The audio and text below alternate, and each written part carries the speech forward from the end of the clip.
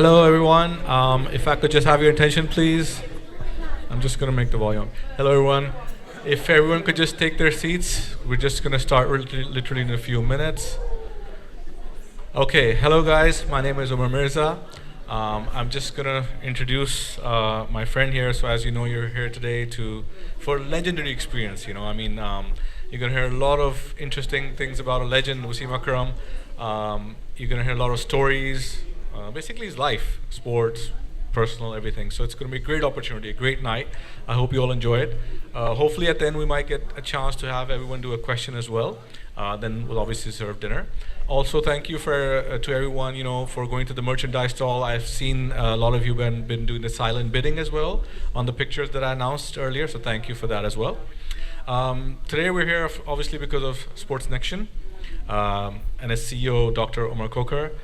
Who's organized this, amazing event, to be honest, and put in a lot of hard work for this. And also hard work is not just preparing the event, it's the people who come for it as well. Take out the time, so thank you again for everyone coming here. I think a lot of people have come not just from the local area, but around it as well, taking the time out, so we really appreciate that. Guys, if we could just have everyone sit down. Meros? Just have everyone sit down, that'd be great. So that we can start. Yeah, so like I was saying, obviously we're having this event. Sports Nexion has organized it. The CEO of Sports Nexion, Dr. Omar Kokar, has put a great show together. We have family here, we have friends here, and I hope you have a great evening. So at this point, what I'm gonna do is, if everyone could just take a seat. I'm just going to have Dr. Omar Kokar come to the stage. I don't want to hog it too much. And he'll introduce Wasim Akram. So everyone, please, a round of applause for Dr. Omar Kokar. That's right. By the way, we've been friends since school. I think it's been, since 1992. I used to have long black hair like him, which I think, is nice. So best of luck. And Thank you. Welcome, everybody, to Wasim Akram Live. Who's excited? All right. It is pretty awesome, honestly. You don't have every day where you can, touch pass with a living legend, an all-time 10 in any industry, let alone sports. So it's a really fun evening.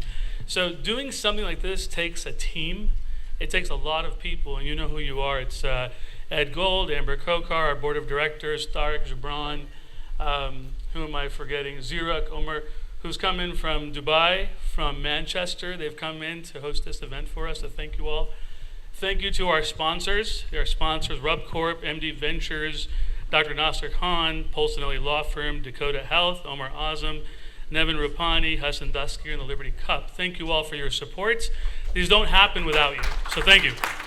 So, most of all, thank you to all of you for coming out on a Friday evening to enjoy this evening. So, the gentleman I'm about to introduce to you really needs no introduction. That's what I was going to go with. But who knows of his legendary exploits? Who's seen him swing a ball? And so he's going to share some of the things with you behind the scenes. And so you've all had a photo with him. Take a couple of pictures. Put your phones away. Be in the moment with us. We're going to talk about what it takes to be an elite athlete, but also to be a good human being. They're both equally just as important, am I right? So, his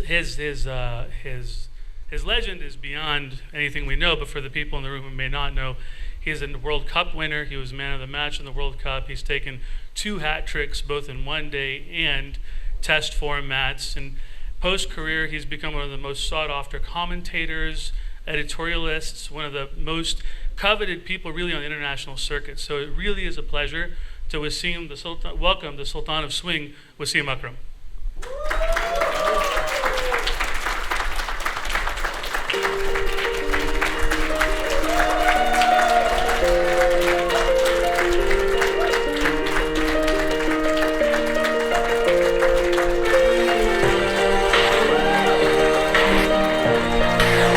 Welcome. Tell me how a young boy from Mazung, which is an inner city in Pakistan, goes from that stage to September 13th, Chicago 2024, with a room of 100 people waiting to meet you? Yeah. Look, I was just a young kid, like the kids are sitting here. Just wanted to play sport. I didn't know that become a cricketer and play for Pakistan. But obviously, my heroes when I was a young kid was the great Javed Miandad, and then of course Imran Khan. And when they picked me up, and Javed picked me up, I realized I'm on to something here. When I came into Pakistan team, I've been saying this story for 40 years. It's better to read a book. I'm not promoting my book, but I have put everything in detail in that book. You've been through that book. But I think what I've learned generally over the years, I retired about 2 decades ago, and that success, consistent success, doesn't come easy. You got to either you're a doctor, either you're an engineer, either you're a teacher, whatever you do, you never be satisfied with your own performance. And I think that's why I got this particular idea early on when I came into Pakistan team. And I think also that mentors are very important. I had very good ones, like I said, Javed Miandad, Imran Khan, and then Mudassar Nazar, one of our senior pros, who really taught us on and off the field, more importantly off the field. If you're traveling abroad, try to learn their culture. Don't just stay in your room and order Pakistani food. If you're in Australia, okay, once a week I'm all for an Indian Pakistani food. We do love our food. But if you're traveling in a different culture, just try to understand that culture too. And I think that also helped me a lot to become a good cricketer. And I'm still learning. Learning never stops in general life. In Pakistan, it's very difficult for someone to break into the Pakistani national team. There's a lot of other elements at work. You didn't have any connections. You didn't have any resources per se. So you have to have a lot of mental strength. Which parent did you get that mental strength from? My parents got divorced when I was about 13 years old. So I lived with my mom at my grandmother's in Lahore, Mazang. And I think that's where I started playing cricket on the streets. I went to a very good school, Cathedral School, we have a British principal. Everything was in English apart from Urdu was in Urdu. So that eventually helped. And parents, I think dad was busy, typical, born in, I think 35, 36, he's no more with us, but he was just working hard, tried to provide us, bread and butter. And mom was just looking after 4 kids. And I just played. I mean, I wasn't focused on my studies. I think my focus wasn't there. But I was in every sport, every team in my school, from basketball to cricket to hockey. I could never play being a left-hander. I was sort of taken aback. What sort of sport is that? The left-handers can't play, apparently. You have to have a different kind of hockey, otherwise we'll be running the wrong way. And I was in athletics, but I was just focused on sports, and I've got this lucky break. It's a very complicated kind of thing, but nowadays it's not that difficult to come into Pakistan team. You play first-class cricket for about a year or two, perform there as a batsman or as a bowler, you'll get picked up. Now we have quantity, unfortunately, not quality. Yeah, that's the problem with the whole country, am I right? Yeah. I think the current Pakistan team, as you say, is reflective of the nation. Yeah, a lot of Pakistanis in Pakistan and Pakistanis living abroad, when they ask me, how come Pakistan team is not consistent cricket team? And I look at them and I say, look, they're a product of that culture. So whatever that culture is, this is what Pakistan cricket team is all about. In the 90s, luckily for us, there weren't any mobile phones, there weren't any social media. We had to go out, we had to get out to get to know people, to get to know the culture. And these guys don't even leave their room nowadays. I'm not talking about the cricket team in general, I'm talking about the young generation of the world now. They don't know how to interact with other people, they don't know how to socialize. And if you're not confident as a person, it will affect what you do in life. If you're a doctor again, or an engineer, or a teacher, your confidence has to be there. So apparently we can give a lot of advices in Pakistan. I don't know about Pakistanis living abroad, but India, Pakistan, they have a lot of advices. We do. They just don't stop. they keep on coming, keeps on coming. Everyone's an expert on everything. Everyone an expert, and they never left their room. That's the funny bit. Yeah. So on that note, like many in this audience, when you went to Lancashire in 1988, it was a new culture for you. Yeah, it was. I was 20, 21 years old. I remember I arrived there. My first game was in Nottinghamshire. My manager, Alan Ormerod, picked me up from Heathrow Airport. I was traveling back from West Indies. It was finished that tour and then joined Lancashire. I think first week, 10 days, I hardly spoke to anyone. For starters, Lancashire is in north of England, and you can't understand them on a good day. And me being a Lahori, and in that accent for the first 10 days, I had no idea what they were saying. I just nodded everything. They said yes. And eventually they asked me, do you understand what we are saying? I said no. But yeah, it was a great experience for me. I'd learned a lot as a young kid. In Pakistan, I don't know about here, American, Indian, Pakistanis, Sri Lankans, subcontinent, even Bangladeshis. How do you treat your kids here, especially the boys? Because we tend to spoil boys a lot more than girls in Pakistan. I don't know about you guys living here. So I think as a 21-year-old, I had to do everything myself. That was the first time I even learned how to get near the washing machine. Things you do this normally here. And I have to make my bed. I have to literally organize my kit bag. My mom used to do it before, my sister, my staff at home. But that also helped me a lot. I got lost a bit. Those days there was no Jeep, what you call them, that navigational thing on car? GPSs. So I used to they gave me a car, a sponsored car. My name was written on the side. Nobody knew who I was. It was Volvo. I got lost every time for about 2 months. I used to follow a taxi back home. So nowadays life is easier. But yeah, I think after the first season when I came back into Pakistan team after playing 6 months for Lancashire, I became one of the top players in world cricket. And that's how when Pakistanis and Indians and from subcontinent, when they go play county, you make sure you spend time with your teammates. What usually we do, we go at 8 o'clock at 9 o'clock at the ground, we play a game and then we leave to be either with Pakistani friends or Indian friends. And I realized at 21 years old, look, I'm here for next 6 years. They're giving me a 6-year contract. I might as well make friends with my Lancashire teammates and get to know their culture. And to starters, try to understand what they're saying.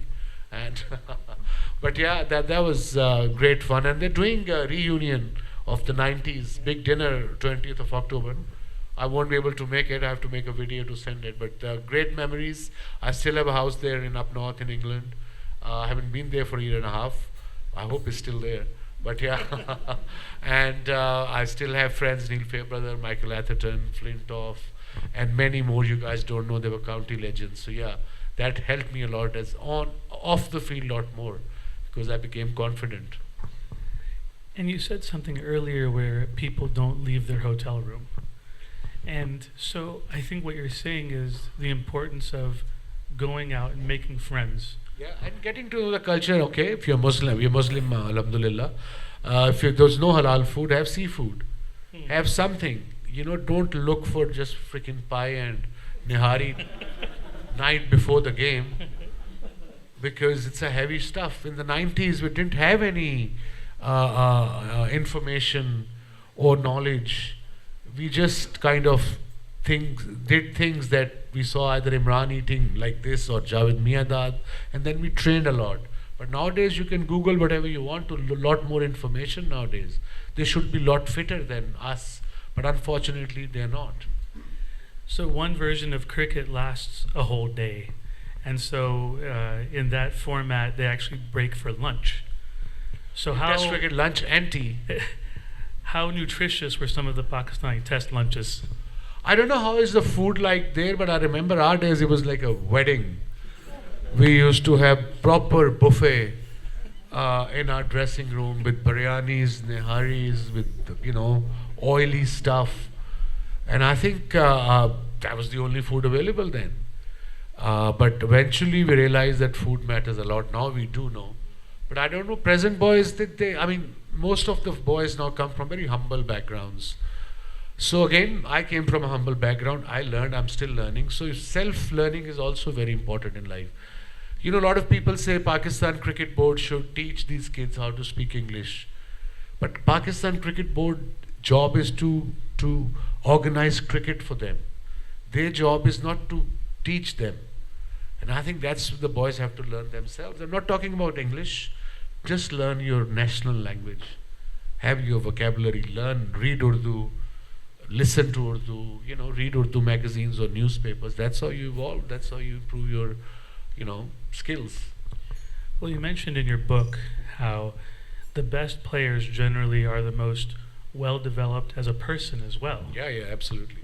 One-off fluke can happen. You talk about number one player in the world cricket, straight away you come to think of Virat Kohli and see what he does on and off the field. What sort of food he eats, what sort of, when he talks, you understand exactly, young kids understand where he's coming from. So that's very important. I'm not talking about languages, I'm talking about how to express yourself. And that's where I think our cricket team lacks as well now.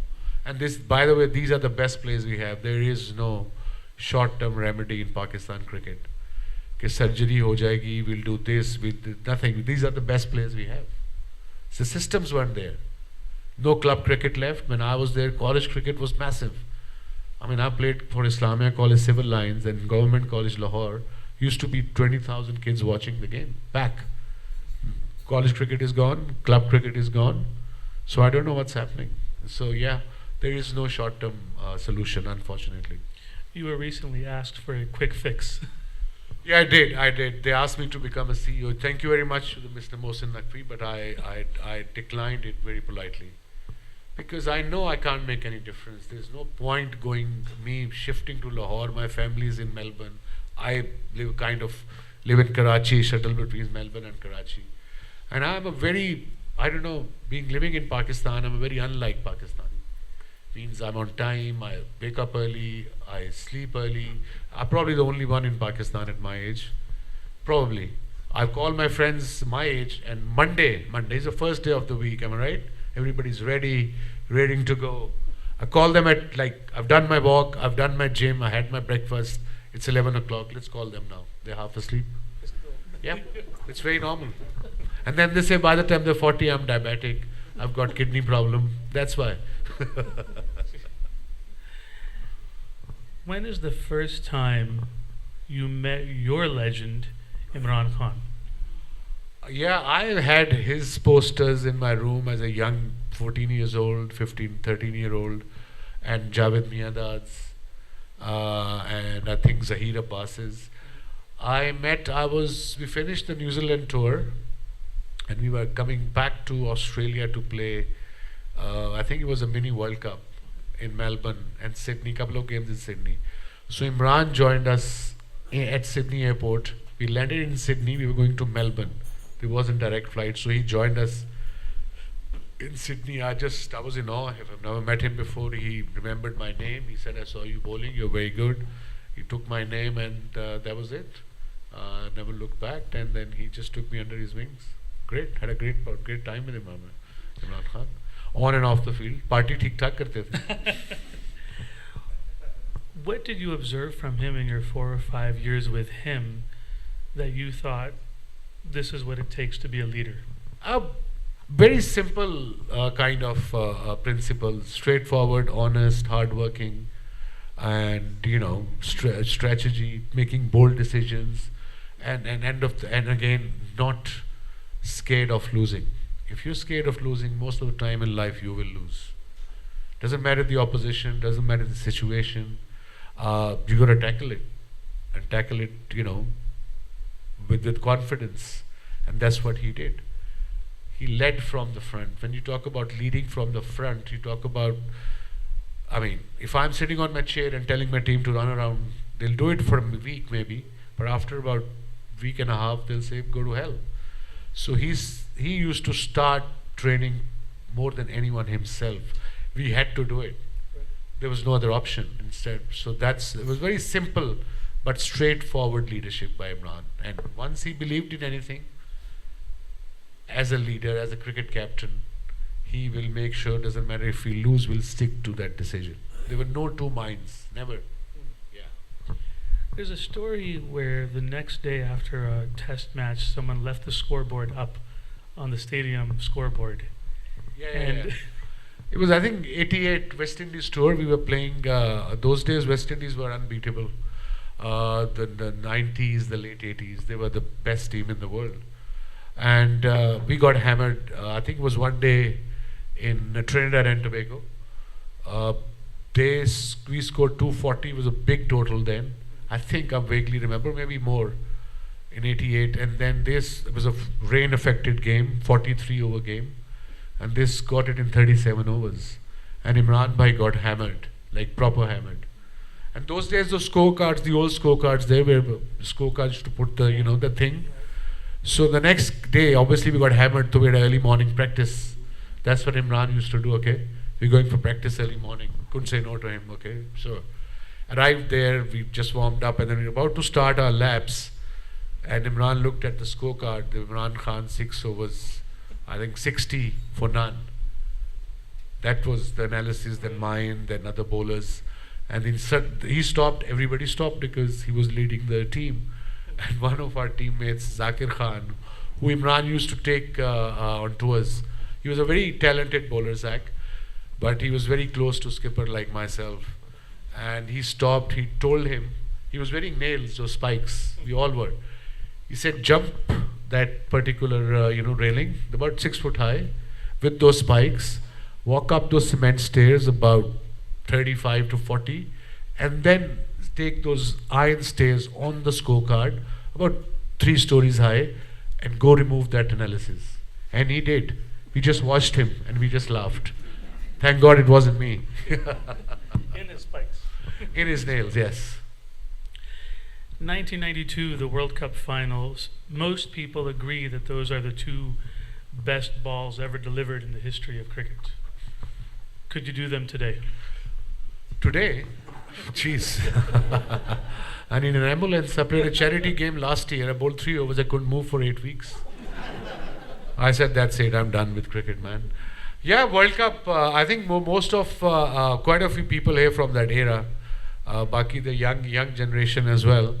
But yeah, that was, I think, according to the situation, probably the best deliveries I bowled. World Cup final, partnership is going, 90,000 people, the holy month of Ramadan back home. We don't sleep anywhere, so that's an excuse as well to not to sleep. So everybody is awake, watching that game at 4 o'clock in the morning or 3 o'clock in the morning, Pakistan time. And, it was incredible the way we started the World Cup. We lost to Sri Lanka practice game. We lost to South Africa practice game. Then we have one practice game in Canberra against over 40s cricketer.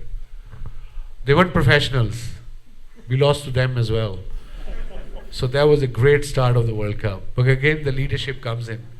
Imran had this I had a boombox CD player. Remember those days? You guys don't know what boombox is. It was a CD player about that big. We used to have it in a practice session. First time ever, Imran used to put Nusrat Fateh Ali used to tell me put his music on, Allahu and all these qawwalis, and the practice is going on. Foreign press saying, "What the heck is going on here?" So it was quite. But he'd been telling from the beginning. He's saying we're gonna win this World Cup because he wanted to build that hospital. Now there are 2, and third one is almost ready in Karachi. Because his mother died from cancer, she was in pain, and he said, if she been through a lot, if we as a family been through a lot, very well off, we can travel, we can do pain management, whatever. How come average person survives? And was his goal to build this hospital, and winning the World Cup was actually part of it. Some people took his victory speech a little sideways. What's your view on his speech after they won the World Cup? Like I said, we Pakistanis take things to next level. We weren't even bothered what he was saying. We were too freaking happy we won the World Cup. Right. The last thing, we weren't listening to Imran Khan. We were too excited, just celebrating and running around and cheering, Yeah, we weren't bothered about it. I think the people got more bothered for some odd reason. We were fine. We won the World Cup.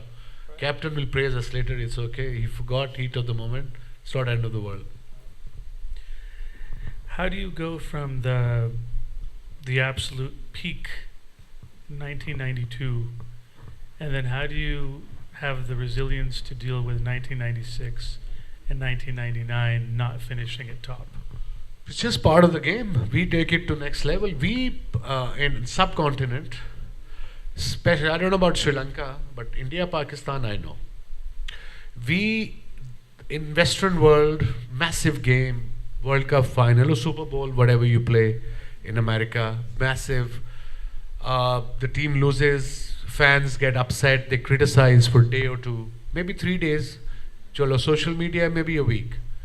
But in Pakistan or India, if I'm dying on my deathbed, I'll call my son and his sons and all my grandkids, their grandkids, and tell them, don't forget that ask Wasim Akram why we lost the 96 World Cup final. We don't forget. We don't believe that it's a game. It's okay. People lose, people win. Bad luck, better luck next time. They still ask me, kids who are not even born on social media. Their mom still cooks their meals. And they ask me why we lost the World Cup final. You weren't even born, buddy. We qualified for the final. Other team played better. They were there to play as well, remember? Yeah. And they were the best team in the world at the time. We just, I think it was just the final 99. And a lot of my friends, being from my part of the world, feels odd to say Pakistani Indian, but ये होता तो है India Pakistan में. They arrived at 12 o'clock. The game started at 10:30 or 10 o'clock. They arrived at about 1, and they were complaining to me after the game. When the game finished, I was down, depressed, lost one-sidedly. Yeah, we did watch the game. We arrived late. You didn't. You should have waited for us. I said, what do you waited for you? Yeah. Then you imagine me. I just abused them. Give us an example. I know I'm not the kid sitting here. Lots of kids sitting here, and the ladies. 2003, did you know retirement was coming? Nothing is organized where we come from. Nothing is sorted. There is no last series. We don't plan it. We love kicking our heroes down. Unfortunately, in Pakistan, that's the culture. We don't need enemies. I've been saying it all along. हमें दुश्मनों की ज़रूरत नहीं है. हम खुद ही बहुत हैं. Yeah, we do actually. And same, there was a general, serving general was chairman of PCB. Apparently, he knew more cricket than me. He didn't like me. He had a personal agenda against me. You say that again. A serving general Was the chairman PCB. of the Pakistan Cricket Board. Yep. And what was his qualification? He was a serving general. That's a big deal in Pakistan, isn't it? So how did retirement affect you? I retired. I signed up after the World Cup, then they didn't pick me up. 2003 World Cup. I signed up with Hampshire to play one season, and I think that was a big mistake. And after about 2 months, I realized playing for Hampshire, I'm done. I can't play cricket anymore. I was struggling every day. I wasn't happy. So that's a sign when you're not happy with your job and you think, I have to do it again, or cricket again. I think that was a sign. And then I retired and just called my wife, and I said, this is happening. He said, you ask anyone? I said, no, I'm asking you. I think I'm done. And she said, sure, if you want to. And that's all. In some Forte Post House, little hotel in England, I retired. That was it. But yeah, I think I'm fine. But this is our culture. I'm used to it. How did you meet your first wife? My late wife, I met her, a childhood love. I met her when she was, I think, about to go to college in England, in UCL, Karachi. And then she studied 4 years bachelor's in psychology. And then we got married in 93. And yeah, she was a huge part of my life. She also taught me a lot. She was a very intelligent, educated, pretty woman. And gave me 2 beautiful boys. Now they're grown up. One is 23, Akbar, and Taimur is just turned 27. And yeah, we miss her a lot, but she was a game changer in my life, definitely, off the field and on the field. Well, you've spoken before about your nani and the influence she had on you. Yeah. And so Homa also had Yeah, a she lot of did. influence. She did. She was very kind of organized me a bit. I came from Lahore, from a broken family. You see, there's a saying, monkey see, monkey does. Whatever I saw in Lahore of my friends, my brothers, coming late was normal if you're married. Late means 4 o'clock in the morning, not like 12, 4 in the morning. That's what I saw, and I thought it was a very normal thing to do. And when I got married to her, obviously we had troubles because she was from Karachi, from educated background and all. But eventually things got settled down, and she used to travel with me. Then we waited 5 years for the first baby, Taimur, and then I think Taimur was born when I was 29. I got married when I was 25. So when a young person gets married, they go back and forth. At which moment with her did you say, maybe she's right? I think eventually I realized she was right every time. Yeah. In the beginning, obviously it was tough. I was 25-year-old, traveling the world, getting attention wherever I go. But I think I learned from that take your time to get married. You have to prepare yourself, okay? I'm getting married. That's it. But some people don't. Most of them don't. Most of us, I didn't.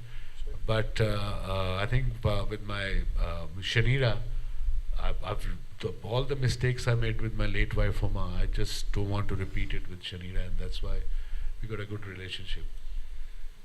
The book that you wrote, you said you wrote it for your children.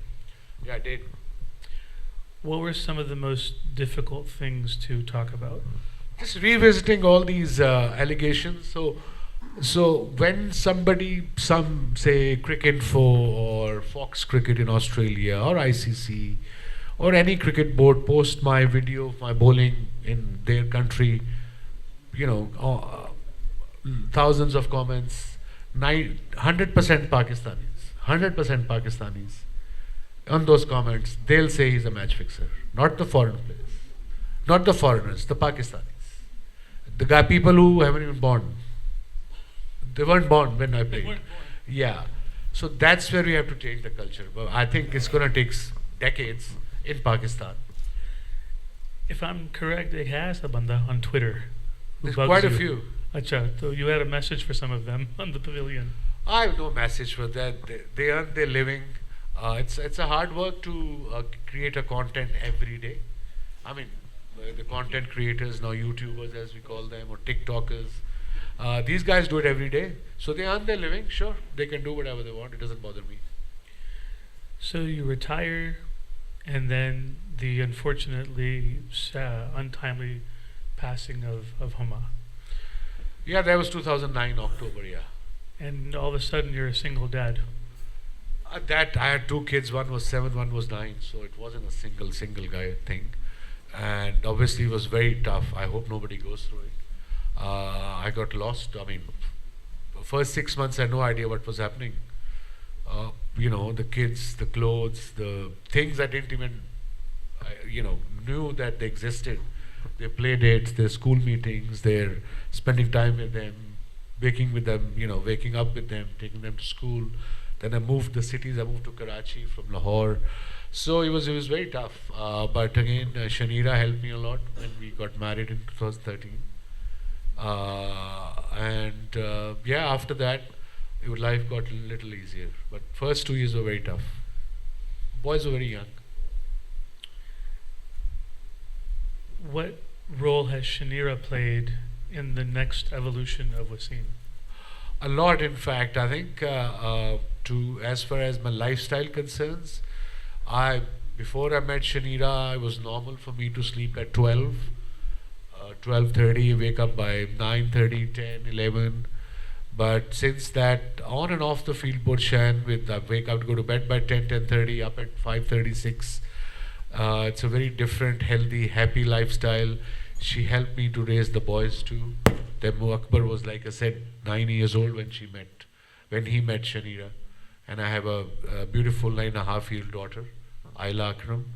And Shanira has been a breath of fresh air. My plan was not to get married. That was my plan. But you know the saying, never say never. I met her different cultures. She's 18 years younger than me. Okay, it sounds very exciting when you are 49, 50-year-old guy to marry someone 30-year-old. But eventually it's hard work. Because if you are tired, she's not. A genuine problem. So that's why you've been getting fitter then as you go. Yeah, I have to keep up. And what's your relationship with Shanira's parents? How have they been Uh, helpful? my father-in-law is 10 years older than me. So we're just buddies. It sounds weird. I know it does. But yeah, Tony Thompson, as Aussie as they come, very fit, walks, gyms every day. He's retired now. Literally retired. He does nothing. Looks after his garden, beaches, walks. And he's got 4 daughters, so visited the daughters. 3 of them are married. So it's great relationship with them, with Tony and Greta, my mother-in-law, yeah. No, it certainly seems from your book that the relationship with Shanira and her family has really helped you evolve and move forward. Yeah, relaxed. I think my mother-in-law, my mother and my wife, Australian, have the best relationship, Saas and Bahu. Because my mother can't, she doesn't understand English, and Shanira doesn't understand Punjabi. So it's perfect. The mom just says to her, love you, the best. I don't have to go through these things. So this is the secret for some of the young bachelors in the room. Yeah, marry someone from foreign culture. Then there's no mother-in-law and wife issues. But mom said in Punjabi, ye chalak badi hai. She did. Gave that comment in Punjabi. She's very clever. It means, yeah. So going back to on the field, who were some of the toughest opponents you've had to face? Look, I started off with Viv Richards, Sunil Gavaskar, Aaron Border, Graham Gooch. They're the greats of the game. This generation doesn't know them. And then you come to 90s, then you got War Brothers, Pontings, Brian Lara, Sachin Tendulkar, Sangakkara, Arvinda De Silva, all the greats. And I'd get battles with every one of them. I mean, on their day, they were phenomenal. On my day, I was good too. I never thought before going to bed, tomorrow I have to bowl at Viv Richards or tomorrow I have to bowl, what will happen? I was always excited for the battle. Instead of saying, ooh, what will happen? You know, if agar mujhe chauka lag gaya, if I get hit for 4, for 6, what? No, I was looking forward. I used to attack the top dog. That's what I learned from my leaders, from the opposition. Always attack the captain or the main batter or the main bowler. So media and sports, we generally like to create rivalries. Yeah. That's why people watch. Sure. And generally, cricket is a very genteel game. It's considered the gentlemanly game. And most of those battles stop off the field. Tell us about maybe a rivalry that has persisted off the field. Off the field, I think we were raised in such an era that off the field we were actually fine. We used to hang out with Indian team. They were good buddies, all of them. Same language, same food, and with Australians we hardly understood. I was batting with one of our great batsmen. I'm not naming them because the 90s cricketers gone nuts now in Pakistan. They've gone berserk. They get upset if you even make up a story. This idea is to just have a laugh. So I stopped taking names now. One of our, what was the on about we were talking about? Just talking about, अभी क्या question पूछा था? Basically, कि off the field, फिर भी लड़ाई चल रही थी. Yeah, off the field, no, we never had anything. Once the last ball is over, we were fine. We were okay. Hi, bye, friendly with everyone. And, all the stuff like this. So India के साथ. India was always very friendly. Great rivalry. We knew that if you do well against India or vice versa, Indians do well against Pakistan, both the countries, billion people watching, you'll become a certain star or, instant hero. But off the field, we were very good friends. Ravi Shastri, Maninder Singh, Sunny Bhai, abhi tak dost hai. Sabse are very friendly with all of them. And even the present cricketers are very nice. But on the field, both were very aggressive. I don't know when we're going to win against India next. Maybe not in my lifetime, maybe one off. But yeah, when you guys, who came to New York for India-Pakistan game? Chalo, अच्छा है, बच गए हो. Yeah. Friend of mine complained to me, I came to New York, I spent $30,000, and you know what to do. I said I could have done this besti free for you. I would have come to your home and abused you. Why are you spending 30 grand? Is that offer still valid? Yeah. Ever. Free aa jaunga ghar. So when you say this, it makes me think that India, Pakistan, obviously there's politics involved. But from a people-to-people perspective, what has your experience been? People-to-people contact is important in general. I've been a huge advocate of, political differences apart, but people-to-people contact has to be there. But like you said, it's political. And I also tell my Indian and Pakistani brothers and sisters, India, just leave it that way. India is patriotic about their country, and Pakistan is patriotic about their country. And there's no point on social media having a go at each other if India loses to someone, if Pakistan loses to someone. But that's what they do. I thought social media will improve or enhance love, knowledge, stuff like this. But it's gone the opposite way. A lot more hatred on social media. People have, I'm all people giving their opinions. Sure, everybody got their opinion. But, be nice to people. But I don't see on social media. That's so unfortunate. Yeah, that filter lets people run loose. Yeah. Unfortunately. How did you come across your diabetes diagnosis? How did that happen to a professional athlete? Yeah, I was 29 when I got diagnosed, 1997. I remember the fateful month. I think it was September. I just started losing weight and sleepy, hungry, urinating a lot. And 3 days, 4 days, week, 2 weeks. Then I played one first-class game in Karachi, pulled my muscle, just while batting, I pulled my hamstring. And then I went back and my dad came and he said, why don't you have your blood sugar test? I had no idea what blood sugar was. And then it got tested and it was 450, I think. Normal is 110, 110. And I think doctors they don't agree with me. But I've been diabetic for 25 years now, so I've done a lot of reading on it as well. I do ask a lot of questions to a lot of doctors worldwide. But mine got triggered with stress, I reckon. They said it's genetic, but stress is also a big killer, guys. If you keep it in you, if you think so much, it will affect you. For some, not being a diabetic, but anything else will affect inside the body. So make sure if you're stress situation, try to forget and work on it the next day. Don't sleep on it. Don't sleep with it. That's what I've learned. And so as a professional athlete, what sort of changes are you forced to make once you have a diagnosis? No, it was tough for first 2 years. First 6 months I was blaming everyone, the God, the Allah. Why me? I'm a professional sportsman. I'm not even fat. Usually it relates to obesity. And now, by the way, Pakistan is the third most country with diabetics. Officially 35 million people are diabetics now. And these are the known ones. Mostly are type 2. Type 2 is lifestyle. What is lifestyle? Weight, eating unhealthy, no exercise. And nowadays, I think type 2 age was 40, 45. 10 years ago, now it's 30, 35 because of the lifestyles. Because of if you put on weight around your belly, that puts stress on your pancreas. Pancreas, they produce insulin. And that's how type 2 diabetes start. And again, there's no awareness and there's no pain in diabetes. So that's why people don't go to doctors.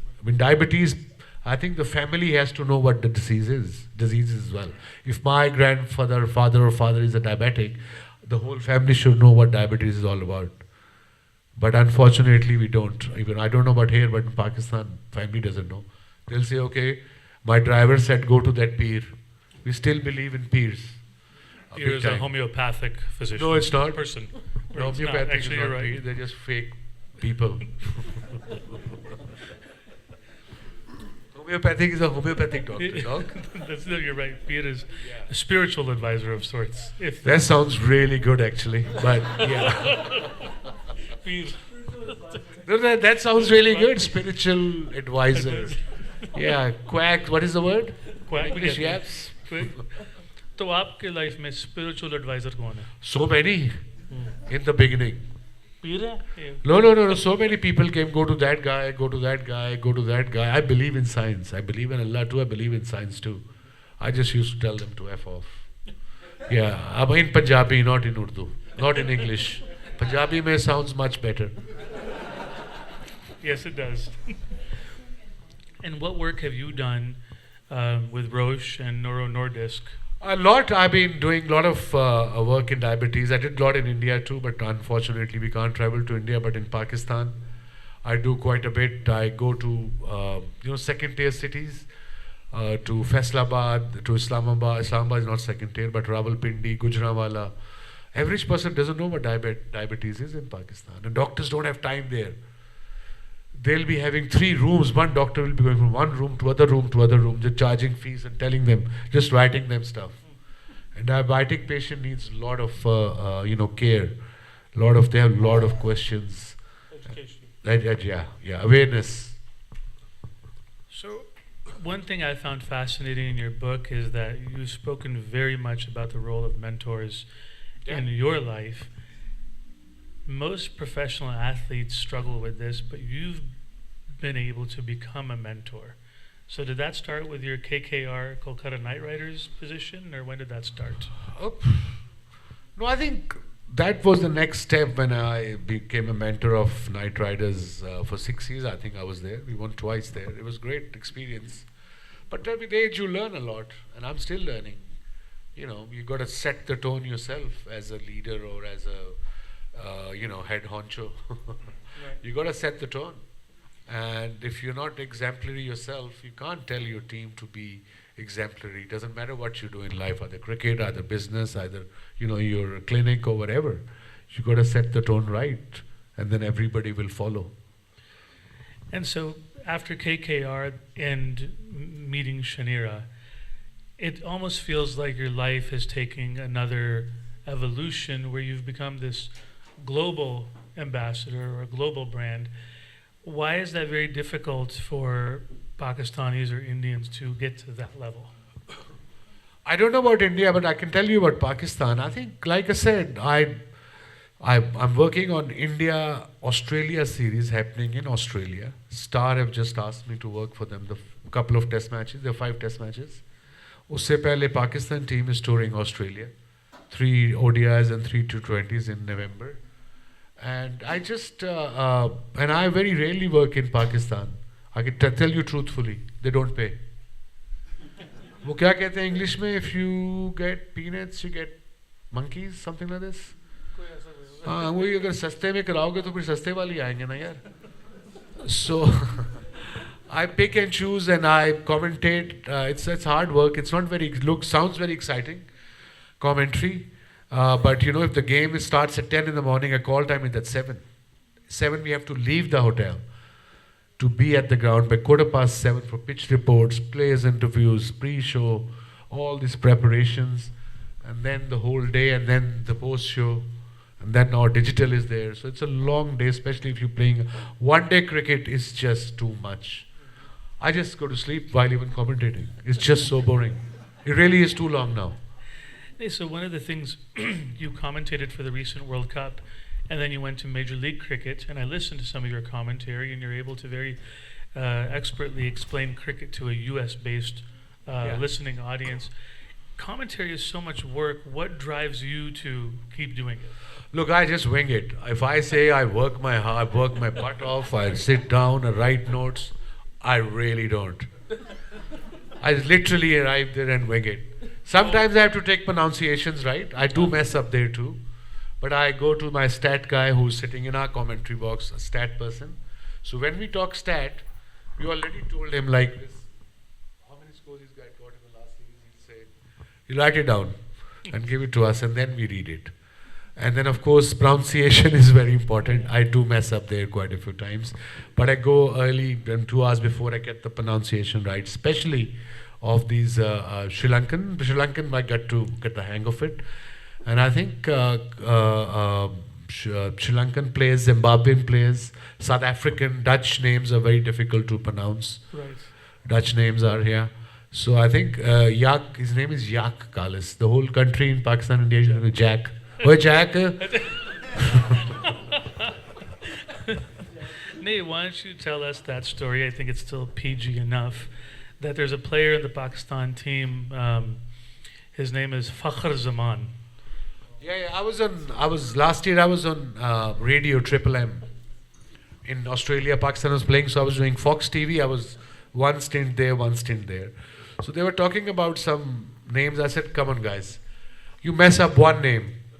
I said, try to pronounce Fakhr. It was Australian television. Australian live radio, massive. They couldn't. So I said, now pronounce Anis Fakhr.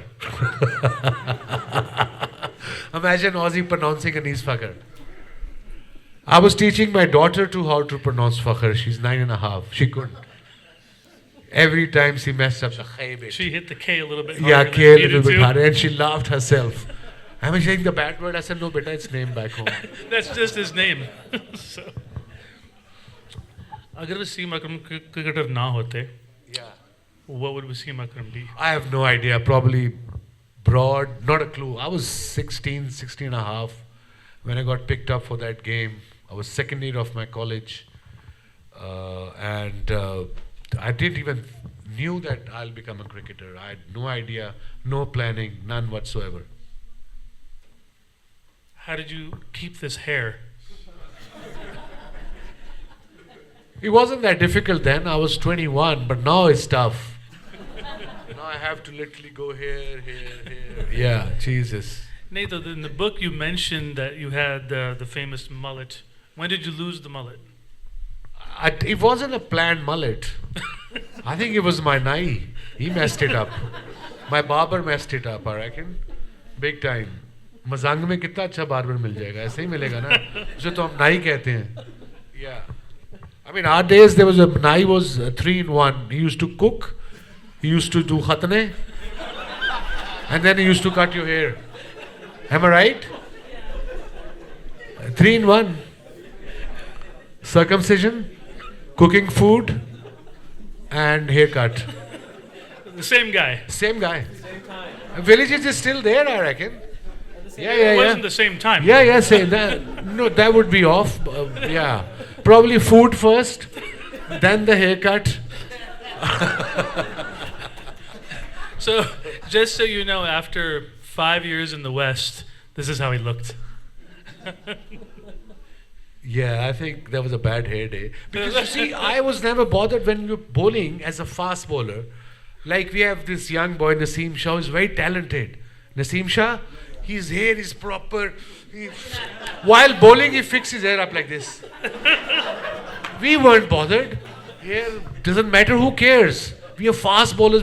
We meant to look rough and tough and rugged. Not like white and properly manicured and, what you call it, face cream and shit. No. You're the wild animals of We the were. cricket. They're meant to be like this. Even baseball, the pitchers with the edge have the hair coming out. Yeah, we weren't bothered about how our hair looked while we were bowling. We knew people's gonna, especially if I was 21, we knew chicks gonna love it anyway. Should we open to a few questions? Yeah, please. Questions for the Sultan. Ushi bhai, thank अब you ये ना so much. पूछना 99 का world cup क्यों आ रहे थे? Before we start questions, I just have one myself, which I Yeah, couldn't sure. ask you earlier. I think obviously you've learned about Wasim Bhai's life, and thank you, Umar. Excellent questions, brilliant answers. Good work, job. First of all, I think for me personally as well, this question matters a lot, and I think your answer will matter a lot for other people as well. So, 1992 World Cup, you're a hero, of course. Sure. Umar brought up a question about highs and lows in life, and everyone goes through that. It can be at any time, and whenever you're at your high, everyone's there for you. When at your low, there are very few people that are there. Yeah. So for me, you're a hero from from recovering from that position. Thank you. My Thank you. question is that what at that point, when you're lowest in life, helps you come up and gives you direction, which it did to you? Yeah, look, it's easier said than done. But in those situations, I just used to think, okay, the only answer I can give back to critics or to my people who are against me to perform on the field. Performance matters. A very simple mantra. No personal agenda. Just perform the next day on the field. That's the best answer I could give back, and that's what I did. I just worked hard at it. I used to get 5 wickets in a test match. Used to do 5 laps in the evening. That good form will stay longer. Yeah. When you talk about form Yeah. is good. So that's how I learned what I learned from my mentors. So yeah, I never lost kind of confidence in my ability and my skills.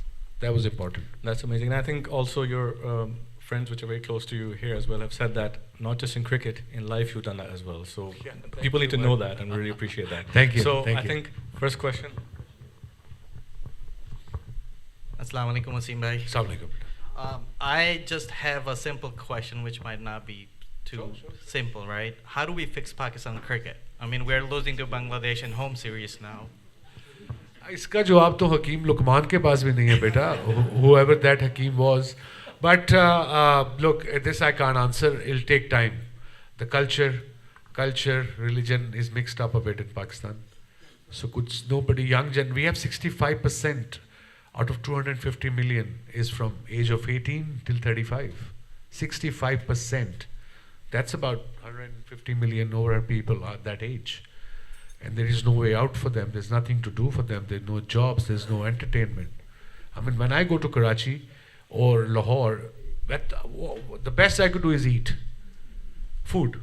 That's all. There's nothing else to do, especially in Karachi. At the most, you can go to beach. And for average person, there's no entertainment. So that's why it will take time. Inshallah soon. Inshallah. And what's your take on keep on changing the captains of the cricket team? यार जो पाकिस्तान का हाल है वो cricket team का हाल है बेटा. So that's that simple. Yeah. Yeah. Do your sons play cricket? No, beta, they were very young. They've been through a lot. I was too focused on my kids to go to school, and they went to American school in Karachi, and they probably didn't have cricket either. But they weren't interested. So my elder boy is into mixed martial arts. He's in MMA, and younger one is just doing his bachelor's in cybersecurity.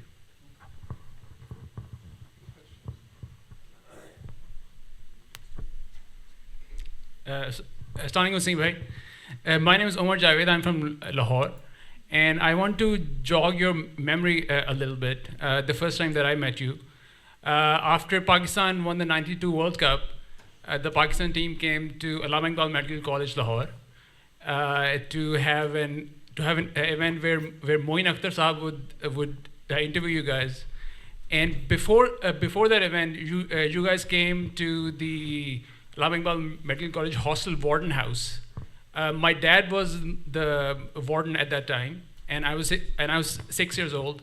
And I remember I was sitting next to you. You were wearing a maroon jacket, and to my left, to my right was Moin Akhtar Saab, and he was smoking cigarettes. And I just wanted to say it's one of the best memories of my life. And thanks for Shukriya. Thank you very much. thanks for spreading happiness Okay, thank you. in the world. And he's wearing a maroon jacket right now. Is that the same one? Okay. Sat Sri Akal. Sat Sri Akal ji. हाँ जी. Bhupinder Singh. I'm Indian, Ji, sure. and I watched 1992 World Cup when I was in 3rd grade, 8-year-old, and I came home and I watched it live. I still have memories of it. I played cricket a little bit. I'm now settled here as a professor in physiotherapy. Okay. My question is, you have an amazing journey of how you beat your diabetic conditions and still played for so many years. What was the role of healthcare professionals in your journey? And Look, sorry to cut you. Those days when I got diagnosed in '97, I think the technology, the physiotherapist, we weren't there. There was only a guy. I think physiotherapists came in 97, 98. Before that, we had Malshia, the masseuse, who was also 3 in 1. Yeah, he was. Masseuse, singer,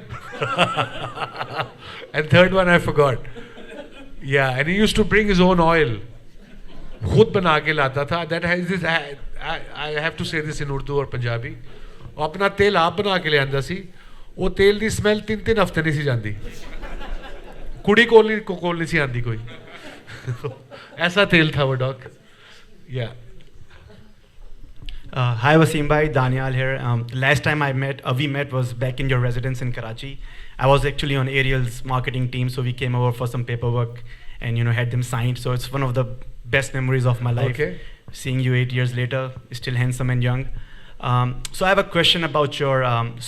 There's no two ways about the fact that you're the greatest bowler of all time. But let's talk about your batting. 7,000 first-class runs, average close to 23. 7 first-class hundreds. So walk us through your, passion for batting and your favorite innings of yours besides 33 in 1992 and your double century against Zimbabwe in 1996. Yeah, a lot of people, even when I was playing, they kind of not criticized, but sort of said that he doesn't concentrate on his batting. But I wanted to be a bowler who can bat a bit. If I would have been concentrated on a batting, Urdu mein kehte hain aadha titra, aadha bater. So I knew what my strengths are bowling. I should stick to it. And then if I bat and extra, I think best innings is that 250 against Zimbabwe. A lot of people say Zimbabwe, but I went into bat when they were 170 for 6 when we were. Yeah, I got 250 there, more than Sachin, the great man. Thank you. Hi Wasim sir, this is Sanjay. I'm from India. Hi Sanjay. My question is pretty much a rather simple one. What would be the one impactful thing that you do in your life every day, maybe, that you would advise everyone to do? I think, they say charity starts from home. I'll just try to make sure that I can be a good example to diabetics worldwide. And for that, to have a good, healthy lifestyle. And I just turned 58 about 2 months ago. But I did today I did about 16,000 steps. I was up at 6 in the morning. I did 9,000 steps in one go, just across. And I also can able to see the places I go to. I love walking a lot. And then I went to gym at 9, and then, I try to be a nice, simple, easy person. That's it. Just easy. That's easier said than done though, being easy. Okay, we'll take the last 2 questions, and I love it when kids ask questions. So, what inspired you to join cricket? Beta, my hero was Imran Khan, Javed Miandad. I used to see them play on television, and I wanted to play for Pakistan, and I was lucky that I actually had the privilege and honor to play with them while I was watching them as a kid, as your age, on television. And within 4 years, I was sitting with them in the dressing room. So that was dream come true. Last question, anyone? Okay, I have him into that table. I will just go there. And then last one there. Sorry. Hello, Assalamu alaikum, Sipai. Assalamu alaikum. Just a question. Shoaib Akhtar played under your captaincy. How was your experience with Shoaib Akhtar? Great. Fastest bowler in the history of the game. And, he was scarily quick. Actual, uska game nazar nahi tha aata, seriously, at times. And who's the most funniest cricketer? Funniest means... the one who jokes a lot, make fun of people. In my time or now, I Your don't time. know about now cricketers, but Your time. Our time, 90s, Ijaz Ahmed was quite funny. Now again, like I said, 90 cricketers have lost the plot. अब थोड़े पागल हो चुके हैं सारे. Pagal is not the right word, mental maybe. Yeah, they're just weird. Assalamu alaikum. Ji, assalamu alaikum. I grew up watching you. I grew up watching every player you played with. There was so much aggression when you guys went on the field. We knew you guys were there to just beat them. Why is it missing today? Yeah, killing instinct, believing. They don't believe in themselves. They are used to those flat tracks. You know, when you're captain, you see, sport or in life, winning and losing is part of it. And there's also a style in losing. Means if you're scared if I'm going to lose before the game or before any big, thing in your life, 90% you're going to lose. You go in, okay, I'm going to win, and if I lose in process, it's okay. But that's not the case with this. The culture has to be changed. The mindset has to be changed. That's not like overnight. It's not a quick fix. वो उनमें आ गया हुआ है अब. And last question, we'll go to the next generation, so we'll finish off. Yep. So, are you the youngest or are you the oldest? I'm beta as old as the dinosaurs now. So the oldest. Good question though. Once I was the youngest who took 10 wickets in Test cricket. I think that has been broken, but yeah. Wasim Bhai, this has been hugely fascinating. Who's enjoyed the questions and the Thank you. No, conversation? I enjoyed it. Great crowd. Shukriya, shukriya. Thank you. So we'll do a quick drawing. yeah, We'll sure. see if we can pick somebody.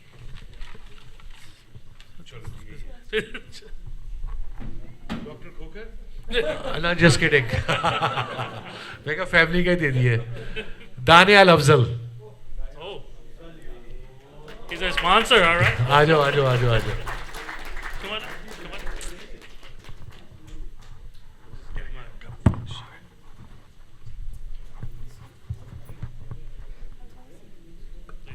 आ जाए.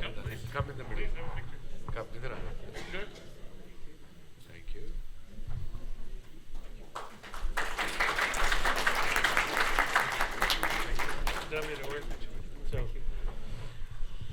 So what parting words for your attendees and fans and the kids? I would like to thank everyone who came today, and of course thank to you, Doc, Omar, Zirak, Salan, and to the whole team and your family to organize this event. I'm glad you enjoyed it.